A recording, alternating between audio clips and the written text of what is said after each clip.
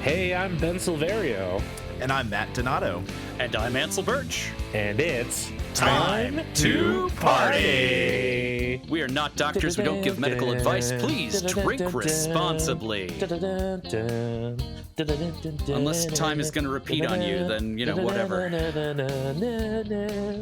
Why is it the final countdown? Why I don't is know it why the that. final countdown? I don't know why that. I was going to say, there's a different song. Ben has 3 songs in his head. That's what we've learned over the course of this show. Okay. That's true. It's final countdown, Pachelbel in D, and was the Jurassic Park theme? Yeah, it is the Jurassic Park theme. It's not Superman. It's not Superman. No, it's not. He keeps Never. wanting it to be Superman. It's not. No. Party people, welcome back to Time to Party. Thank you for joining us. We like seeing your faces, even though this is an audio medium. We can see you, see just not anything. the other way around. Big Brother's always watching. Yeah. Very, very true. This month, we have another amazing guest on the pod. We do. We have the Matt Donato, an incredible critic, an excellent personality in the film world, and, he knows good beers and stuff. I do, yeah. I'm glad you're like, he watches movies, but he knows a lot of beers. I know all of them, I think. I know a lot about movies. I had multiple movies I was going to bring to the podcast. So That's true. You do know give me a little credit. A lot about movies. Which I suspect means we'll have you back shortly. I hope so. Yeah, there we go. I've got a horror themed one. I've got, it's all sci-fi. It's all in there, but I've got some other choices ready. Yeah, well, as long as you don't hate this first experience, we're totally down. That's true. We got 3 episodes to get through. This could change very drastically. Yeah. Well, this month on Time to Party, Matt Donato has brought us what's a good way to describe this movie? This is just a wild fucking ride of a movie. Wow, what a hell of a thing. I would say it's difficult to categorize 2023 film. I was gonna say, I think it's utterly delightful. I think it's just IMDb says it's a comedy. Yeah, it's 100% a comedy, and I'm surprised I went with this film because, as Ben knows, and you will get to know Ansel, like I am a horror guy. Like first and foremost, horror is my genre. So the one movie I really wanted to bring, I opted out of because River to me deserves so much goddamn love. If you don't know what River is, that makes sense because I saw it at Fantasia Film Festival. It never really got theatrical distribution. And then Brad Henderson at TerraVision, he is able to release things on Blu-ray. And he's like, why is River still sitting around? What the fuck? So technically, Brad was the one that rescued River and put it out there on Blu-ray. So no one knows about it, So River had to be done. It's just absolutely. This might be the first film where we actually have a significant impact on their distribution. Oh, look at us. I mean, that's a few thousand people that might not have heard of this film before. Whereas, everybody, all the other movies we've, somebody would have heard of this eventually. But this one. Yeah. So hopefully after listening to our randomness, you'll want to check out this movie, which is called River. It's from director Junta Yamaguchi and writer Makoto Ueda. I probably massacred their names. I'm so sorry. But if they do sound familiar to you party people, it is because we covered their other movie, Beyond the Infinite 2 Minutes, previously on the pod. And they're fucking awesome. I love the consistency of it being 2 minutes as well. Like there's something very, very cool about picking that random number and then sticking with it for a second film. I love that there was still more to play with. Yes, and I'm sure we will get into that much more in detail in our second episode. That's right. It's not time for that. Yes, there's a time and place for everything. It's booze time. It's a booze time. Booze. Yes. Starting off with our party favors. Yeah. We have our drinking and smoking rules, as usual, in our first episode. So, Hey, Ben, can I slow you down for a hot second? Because sure. I got some feedback that we have been lazy about explaining the format of the show recently. Do you want to tell them what episodes 2 and 3 are going to look like? Oh my God, sure, absolutely. Well, the way things work here at Time to Party is that we break down each movie into 3 different episodes. First, our first episode, we give you our party favors, some drinking and smoking rules that you can apply to your rewatch or first time watch if you're so inclined. Our second episode is where we review the movie, get into all the nitty gritty, and act like film critics because I guess I'm technically one, right?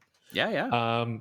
And then our third episode, we have edutainment. Just imagine the hand motion that goes along with that word. Just because we here at Time to Party think it's a party when you're learning, knowledge is part of the party. So Nerds. we bring you some exactly nerds at heart, never really grow out of it. Yep. We bring you some very, very shallow dives into some cool things that we found from the movie or things that were inspired by the movie. This month you might get a little hungry even. Ooh, or teaser. Thirsty. But yes, before we can get to that, we have our drinking and smoking game. So Matt, as our guest, would you like to go first? Yeah, I mean, do I just start with one rule? Do we just go one by one? It's so funny because a time loop movie, I mentioned this to Ben via text, and I'm like, this is going to be so easy to do a drinking game for, because listen, I'm going to get the easy one out of the way.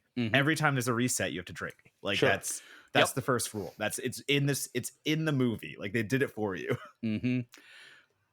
Yeah, that's a sip rule for sure, though. You will die.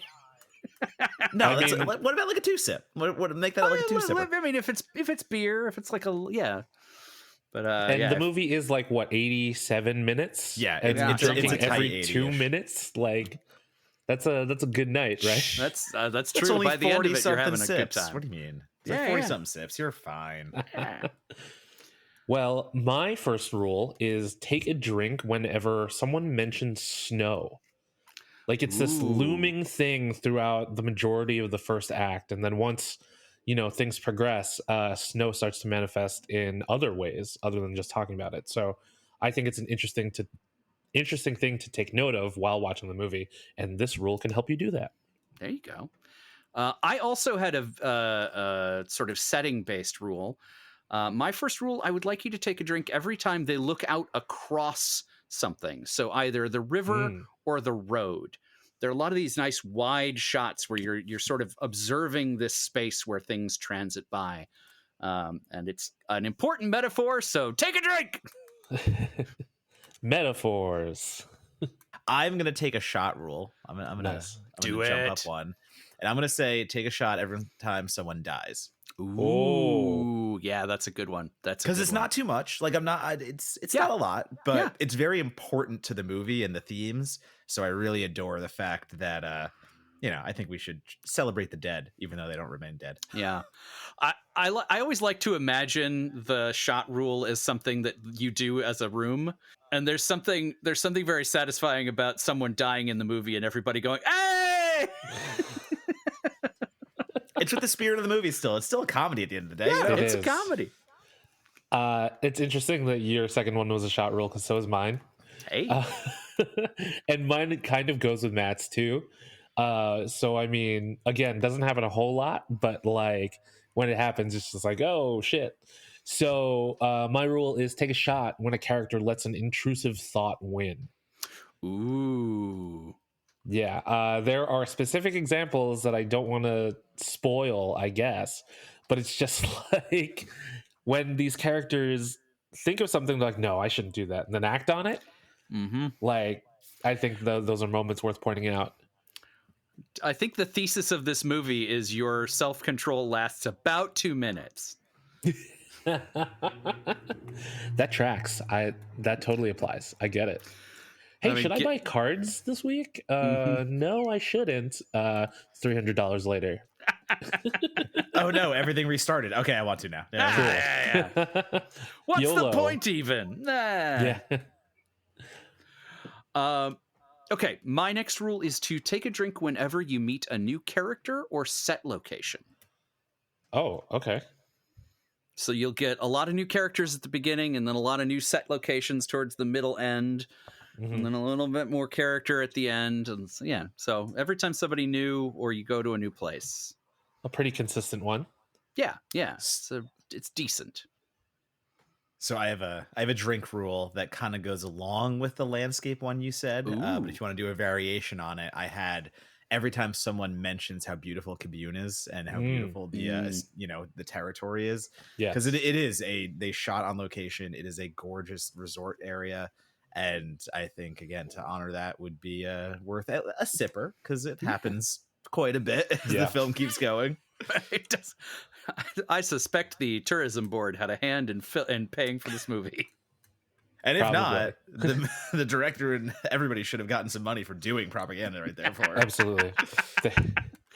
They all got to stay in those rooms you saw in the movie for free. I mean, probably. My last rule, because as I mentioned, this is only an 87-minute movie. It's a short one, but it packs a punch for sure. My last rule is to take a hit whenever Chef Edgy tries to explain what's going on. I love that guy. I love that guy so much. He's so funny. When he gets so mad the first time that he can't get everything out in the 2 minutes, and is like, "Come back here!" And like it just fades to black. He's so intense for no reason, and it is a lovely detail in his character.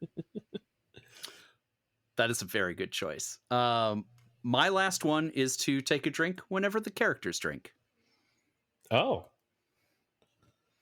like only sips or drink as much as the characters are drinking? I think you're probably safe to drink as much as the characters drink, based upon how much they drink over the course of this. You'll be well set at the beginning, and then you'll be okay at for the rest of the movie. Because it's like they shoot the sake at one point. There's a little bit of that, but like you said, there are lulls with that rule. That rule has nothing to do for a little bit. Yeah. There's a big swath. I was just thinking of the innkeeper who like poured half that bottle into that glass, and all right, so you just got to survive one obstacle and you're fine. That's what makes it a game, right? Depends on what you're drinking. Challenging. Right? Yeah, exactly. So legends are made, baby. Well, all right. That is our roster of drinking and smoking rules for River. If you want to check out the movie, so you can play the games, you can find it on Prime Video. Yep. But as Matt also mentioned, you can get it on physical media, where you will find a special surprise from Mr. Matt Donato as well. Yeah, me and film critic Robert Hunter. I don't know why I called him Robert. He goes by Rob. Me and film critic Rob Hunter did the audio commentary for River, because we both saw it at Fantasia and we're huge champions of it right out the gate. And again, no one else talked about it. So we have our in. We know Brad Henderson. And he's like, "Hey, do you want to come do the commentary?" We're like, "Hell yeah, we do." So that was Baby Donato's first commentary ever on a Blu-ray, and hit the ground running, baby. That's sick as hell.